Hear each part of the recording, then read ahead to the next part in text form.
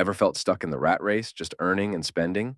Today, we're diving into the world of Rich Dad, Poor Dad, a book that shattered my understanding of money. It's a story about two dads, one rich, one poor, and the contrasting lessons they teach about wealth creation. The core idea?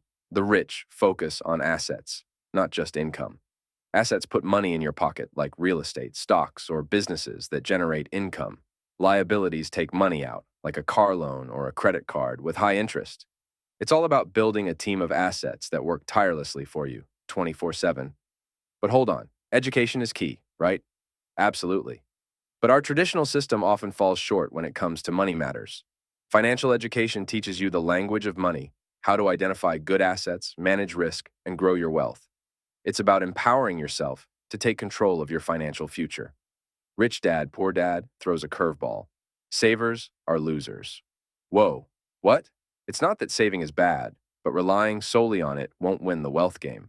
Inflation, the sneaky thief, constantly erodes the value of your saved money.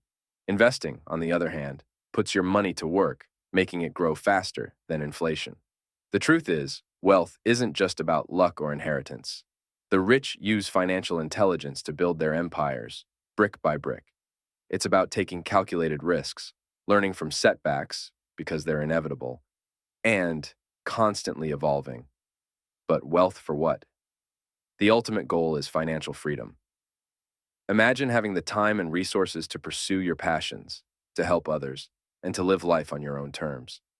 By acquiring assets and making them work for you, financial freedom becomes a reality, not a dream.